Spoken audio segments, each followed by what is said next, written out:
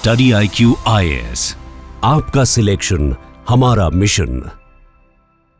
हरे भरे लहलहाते खेत, मिट्टी की वो सौंधी खुशबू, कल कल करती नदियां, कुएं की रहट पर सजी धजी औरतों की खिलखिलाहट, हुक्का पीते किसान, गाय के पीछे दौड़ते बच्चे, पेड़ों से तोड़कर खट्टे आम खाती लड़कियां और तितलियां पकड़ते छोटे बच्चे, मानो किसी कहानी का काल्पनिक दृश्य हो। लेकिन ये कोई काल्पनिक कहानी नहीं, ये है भारत के गांव, जहां भारत की आत्मा बसती है। महात्मा गांधी कहते थे कि अगर असली भारत को देखना है तो उसके गांव में जाकर देखना चाहिए, जहां पर भारत की समृद्ध संस्कृति और उसकी बहुरंगी विविधता शामिल है।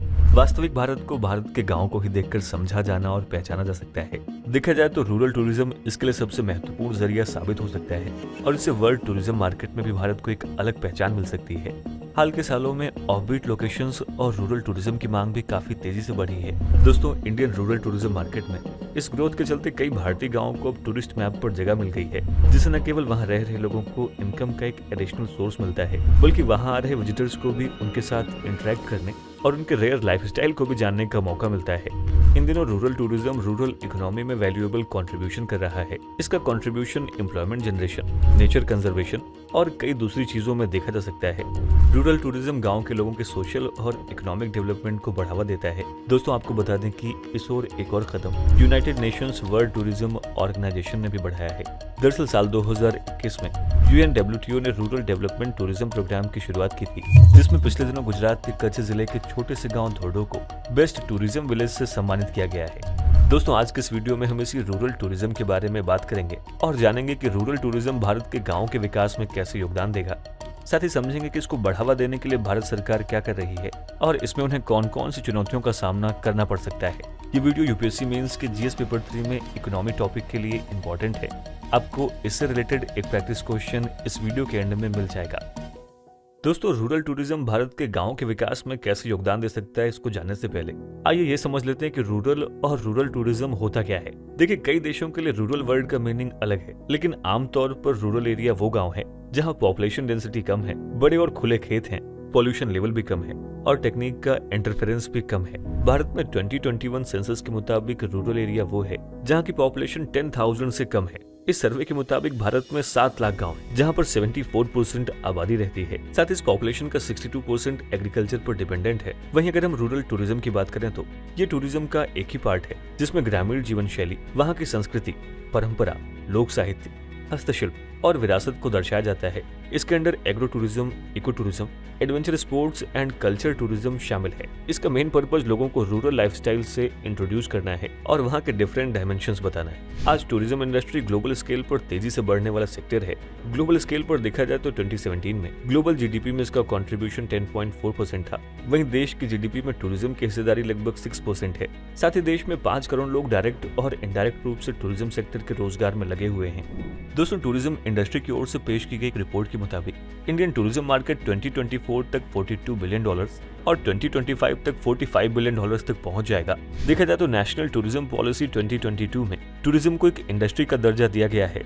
नेशनल टूरिज्म पॉलिसी का टारगेट 2030 तक भारत को वर्ल्ड के टॉप 5 टूरिस्ट सेंटर्स में शुमार करना है। यहाँ ध्यान देने वाली बात यह है कि भारत गाँव का देश है, जहाँ पर उसकी आधी से ज्यादा आबादी बसती है। इसलिए रूरल टूरिज्म इंडिया के इस टारगेट को अचीव करने में ज्यादा हेल्प कर सकता है और साथ ही गाँव के विकास में अपना योगदान दे सकता है। लेकिन ये कैसे हो सकता है, आइए इसको भी जान लेते हैं। दोस्तों, ये तो हम सभी जानते हैं कि भारत के गांव की अर्थव्यवस्था मुख्य रूप से एग्रीकल्चर पर ही डिपेंडेंट है, जो कि मौसम पर आधारित है। इसलिए हमेशा से खराब मौसम का रिस्क बना रहता है। कभी सूखा पड़ने से फसल खराब हो जाती है, तो कभी ज्यादा बारिश और कभी ओले गिरने से फसलें खराब हो जाती हैं। ऐसे में रूरल टूरिज्म इनकम का एक अच्छा सोर्स हो सकता है और अल्टरनेटिव लाइवलीहुड अपॉर्चुनिटी बन सकता है। साथ ही पिछले दशकों में गाँव से शहरों की ओर तेजी से माइग्रेशन बढ़ा है, जिसकी वजह से शहरों में आबादी दिन प्रतिदिन बढ़ती जा रही है। और जैसा कि किसी भी शहर में एक निश्चित आबादी को ही हर तरह की फैसिलिटी देने की कैपेसिटी होती है, देखा जाए तो कैपेसिटी से ज्यादा आबादी को ना तो नेचुरल रिसोर्सेज मुहैया करा पाता है और ना ही फिजिकल रिसोर्सेज, लेकिन फिर भी बेहतर जीवन जीने की चाहत और रोजगार के लिए लोग गाँव से शहरों की ओर भागे आ रहे हैं, जिसकी वजह से गाँव के गाँव खाली होते जा रहे हैं। इसके लिए जरूरत है कि रूरल एरिया का विकास हो और गाँव के लोगों के लिए वहीं पर रोजगार मुहैया कराया जाए। ऐसी स्थिति में माइग्रेशन को रोकने का रूरल टूरिज्म एक अच्छा ऑप्शन साबित हो सकता है। वहीं जब गांव में रूरल टूरिज्म को बढ़ावा मिलेगा तो वहां पर न्यू बिजनेसेस डेवलप होंगे, जिसके चलते एंटरप्रेन्योरशिप के अपार अवसर उत्पन्न होंगे। साथ ही वहां के लोगों में न्यू स्किल डेवलप होगी, क्योंकि ये तो हम सभी जानते हैं कि टूरिज्म और हॉस्पिटैलिटी इंडस्ट्री को टूरिस्ट की जरूरतों को पूरा करने के लिए स्पेसिफिक स्किल्स की जरूरत होती है। जैसे टूरिस्ट लोकल एरियाज का दौरा करना शुरू करते हैं, लोकल कम्युनिटी के सदस्य न्यू स्किल सीखना शुरू कर देते हैं, खासकर वो लोग जिनके पास खेती के लिए जमीन भी नहीं है। जैसे कि हमें पता है कि टूरिस्ट के लिए बहुत सारी सर्विसेज होती हैं। ऐसे में लोकल कम्युनिटी के सदस्य एकोमोडेशन, फूड और बेवरेजेस, लोकल गाइड्स और आर्टिसंस जैसी वेरियस इकोनॉमिक एक्टिविटीज में खुद को शामिल कर लेते हैं और इनकम अर्न कर अपनी क्वालिटी ऑफ लाइफ को बेहतर बना सकते हैं। दोस्तों, ये कल्चर एक्सचेंज को भी बढ़ावा देता है, क्योंकि लोकल कम्युनिटी टूरिस्ट के साथ अपने कल्चर और ट्रेडिशंस को बांटते हैं और इस प्रोसेस में टूरिस्ट के कल्चर के बारे में भी काफी सीखते हैं।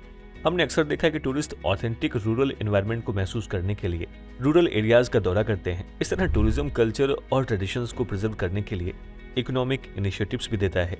बढ़ते अर्बनाइजेशन और ग्लोबलाइजेशन के इस दौर में हम तेजी से लोकल ट्रेडिशन को पीछे छोड़कर ग्लोबल प्रोडक्ट्स को अपना रहे हैं। ऐसे समय में रूरल टूरिज्म लोकल कम्युनिटीज को अपने traditions, crafts, traditional festivals, architecture और दूसरी अनूठी प्रथाओं को पुनर्जीवित और संरक्षित करने के लिए प्रोत्साहित करता है।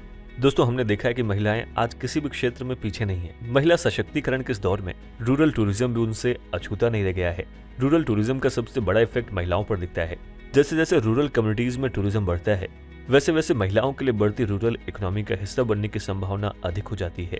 फीमेल वर्कफोर्स को tourism related various service delivery processes जैसे कि हाउसकीपिंग, फूड एंड बेवरेजेस जैसे कई और भी दूसरे कामों में शामिल किया जा सकता है। इसके अलावा अगर हम रूरल टूरिज्म को बढ़ावा देते हैं तो वहां पर इंफ्रास्ट्रक्चर का भी विकास होगा। लोकल गवर्नमेंट और सेंट्रल गवर्नमेंट भी क्षेत्र में बढ़ते टूरिस्ट मूवमेंट को देखते हुए रोड, इलेक्ट्रिसिटी और हॉस्पिटल जैसे बेसिक इंफ्रास्ट्रक्चर का कंस्ट्रक्शन करना शुरू करेगी और इस तरीके से गांव में क्वालिटी ऑफ लाइफ को बेटर करेगा। देखा जाए तो भारत की समृद्ध विरासत और संस्कृति को इंटरनेशनल टूरिज्म मार्केट में महत्वपूर्ण सफलता नहीं मिली है, क्योंकि देश की हिस्सेदारी इसमें अभी केवल 1.2% है। इसका कारण historical, architectural and cultural significance वाले ट्रेडिशनल सिटीज और टाउन्स में लिमिटेड टूरिज्म डेवलपमेंट है। इसके समाधान के लिए भारत को रूरल टूरिज्म के डेवलपमेंट के लिए एक व्यापक दृष्टिकोण की आवश्यकता है, जो भविष्य में इस क्षेत्र को आगे बढ़ाने की क्षमता रखता है। ऐसे में नजर डालते हैं कि सरकार इसे प्रमोट करने के लिए क्या कर रही है। दोस्तों, rural tourism overall Indian tourism market में बहुत कम हिस्सेदारी रखता है। भारत में currently rural economy national income का 46%, टोटल एक्सपेंडिचर का 64% और सेविंग्स का 33% बनाती है और यहाँ पर टोटल पॉपुलेशन का 68% हिस्सा रहता है। ये इंडियन मार्केट में रूरल टूरिज्म की पॉसिबिलिटी की ओर इशारा करता है, खासतौर पर उन मिलेनियल्स के बीच जो न्यू कल्चर्स और अनकन्वेंशनल साहसिक अनुभवों के प्रति अट्रैक्टेड हैं। इसी पोटेंशियल को देखते हुए मिनिस्ट्री ऑफ टूरिज्म ने रूरल इंडिया के विकास के लिए रूरल टूरिज्म को एक स्पेसिफिक एरिया के रूप में पहचाना है। टूरिज्म के जरिए लोकल प्रोडक्ट्स और सर्विसेज को बढ़ावा देने के लिए एक नेशनल स्ट्रेटजी फ्रेमवर्क तैयार किया गया है। देखा जाए तो रूरल टूरिज्म डेवलपमेंट के लिए नेशनल स्ट्रेटजी और रोड मैप का उद्देश्य नेशनल लेवल पर रूरल टूरिज्म को प्रायोरिटी देना है। इसका उद्देश्य पॉवर्टी, वुमेन एम्पावरमेंट और रूरल इकोनॉमिक डेवलपमेंट जैसे इश्यूज को एड्रेस करने वाले वेरियस प्रोग्राम्स को एक साथ लाना भी है। रूरल टूरिज्म के लिए डिजिटल टेक्नोलॉजीज को डेवलप करना, क्लस्टर डेवलप करना, मार्केटिंग असिस्टेंस प्रोवाइड करना और गवर्नेंस और इंस्टीट्यूशनल फ्रेमवर्क को मजबूत करते हुए स्टेक होल्डर्स की कैपेसिटी बढ़ाना इस पॉलिसी के कुछ स्ट्रेटेजिक पिलर हैं। इसके अलावा इंडियन गवर्नमेंट ने 2014-15 में स्वदेश दर्शन स्कीम शुरू की थी, जिसके रिवैम्प्ड वर्जन ने 15 राज्यों में फैले 50 डेस्टिनेशंस की पहचान की जाएगी और उन्हें बढ़ावा दिया जाएगा, जिसमें कई विलेज डेस्टिनेशन शामिल हैं। दोस्तों, हम जानते हैं कि ऐतिहासिक रूप से पिलग्रिमेज और रूरल टूरिज्म आपस में जुड़े हुए हैं और एम्प्लॉयमेंट क्रिएट करने और इंफ्रास्ट्रक्चर के विकास में एक दूसरे के सप्लीमेंट हैं। इसके लिए मिनिस्ट्री ऑफ टूरिज्म साल 2015 में प्रसाद यानी कि national mission on pilgrimage rejuvenation and spiritual heritage augmentation drive को लॉन्च किया था। अभी तक प्रसाद स्कीम के तहत लगभग 1586 करोड़ रुपए के कुल 45 प्रोजेक्ट्स को मंजूरी दी जा चुकी है। साथ ही कुछ सिलेक्टेड रूरल एरियाज को डेवलप करने और टूरिस्ट को हैसल फ्री सर्विस प्रोवाइड करने के लिए मिनिस्ट्री ऑफ रूरल डेवलपमेंट ने साल 2016 में श्यामा प्रसाद मुखर्जी रूरबन मिशन शुरू किया। वहीं देश भर में बेस्ट टूरिस्ट विलेज का सिलेक्शन करने और देश में रूरल टूरिज्म को बढ़ावा देने के लिए best tourism village competition portal भी लॉन्च किया गया। इसके अलावा बॉर्डर विलेजेस में टूरिज्म को बढ़ावा देने के लिए सरकार वाइब्रेंट विलेजेस प्रोग्राम के द्वारा टूरिज्म रिलेटेड बेसिक इंफ्रास्ट्रक्चर और एमिनिटीज फैसिलिटेट कर रही है। इसके अलावा टूरिज्म के प्रति दृष्टिकोण को कला और शिल्प के क्षेत्र में एकीकृत किया जाएगा। इसके लिए हर स्टेट की unique one district one product, geographical indication और अदर हैंडीक्राफ्ट प्रोडक्ट्स को बढ़ावा देने और बेचने के लिए राज्य की राजधानियों, या सबसे मेजर टूरिस्ट सेंटर्स में यूनिटी मॉल एस्टेब्लिश किया जाएगा। लेकिन देखा जाए तो सरकार ने भले ही बहुत बड़ी बड़ी स्कीम चलाई हो और कई डेवलपमेंट एफर्ट्स किए हों, लेकिन इसके बावजूद भी रूरल साइड टूरिस्ट को बहुत ज्यादा अट्रैक्ट करने में असफल रहे हैं। इसका सबसे बड़ा कारण भारत के गाँव में डिजिटल लिटरेसी, मार्केटिंग स्किल्स और बेसिक टूरिज्म इंफ्रास्ट्रक्चर की कमी होना है। आज जहां शहर के लोग कैशलेस की ओर बढ़ रहे हैं, वहीं रूरल एरियाज में डिजिटल लिटरेसी का low level technology based solutions को अपनाने में रुकावट पैदा करता है। अर्बन एरियाज की तुलना में रूरल एरियाज में इंटरनेट यूजर्स की अधिक संख्या होने के बावजूद लगभग 60% रूरल पॉपुलेशन एक्टिव रूप से इंटरनेट का इस्तेमाल नहीं करती। ऐसे में रूरल टूरिज्म की राह में एक बड़ी चुनौती है। दोस्तों, इस इशू को एड्रेस करने के लिए Indian tourism startups local communities को digital literacy and simplified digital solutions provide करके उनके लाइवलीहुड्स को इम्प्रूव कर सकते हैं। इसके अलावा कई गांवों में ट्रांसपोर्ट और बेसिक इंफ्रास्ट्रक्चर जैसे कि टॉयलेट्स, पार्किंग और हाउसिंग क्वालिटी अक्सर पुअर और अनरिलायबल होती है। ऐसे में कम्युनिटी बेस्ड टूरिज्म इंफ्रास्ट्रक्चर को डेवलप करना और पब्लिक प्राइवेट पार्टनरशिप को अट्रैक्ट करना इस मुद्दे का समाधान हो सकता है। साथ ही सभी मीडिया, स्पेशली सोशल मीडिया के जरिए extensive advertising rural tourism development का एक इंटीग्रल पार्ट होना चाहिए। दोस्तों, ये था रूरल टूरिज्म, जो आने वाले टाइम में लोकल इकोनॉमिक डेवलपमेंट को एनकरेज करने और सोशल चेंज लाने में महत्वपूर्ण भूमिका निभा सकता है। ऐसे में सरकार के लिए इसके महत्व को पहचानने की आवश्यकता है। भारत सरकार को जरूरत है कि वो भारत के यूनिक गाँवों की पहचान करे, जैसे नॉर्थ ईस्टर्न स्टेट असम का सुआलकुची विलेज, जिसे मैनचेस्टर ऑफ ईस्ट भी कहा जाता है, जो मुगा के लिए फेमस है। दोस्तों, आपको बता दें कि एक तरह का खास रेशम का धागा होता है जो कि सिर्फ असम में मिलता है। इसके अलावा मेघालय में खासी ट्राइब द्वारा बसाए गए माउलिनोंग गांव, जिसे गॉड्स ओन गार्डन कहा जाता है। इसके अलावा सुंदरवन विलेज लाइफ, ये यूनेस्को विश्व धरोहर स्थल है जहाँ दुनिया में सबसे ज्यादा मैनग्रोव वन पाए जाते हैं। ये सभी टूरिस्ट के लिए काफी अट्रैक्टिव प्लेस हैं। देखा जाए तो ऐसे कई यूनिक विलेज देश में हैं जिन्हें रूरल टूरिज्म के सेंटर्स के रूप में डेवलप किया जा सकता है। दोस्तों, क्या आप भी किसी ऐसे यूनिक विलेज के बारे में जानते हैं? अगर हाँ, तो हमें इस वीडियो के कमेंट बॉक्स में जरूर लिखें।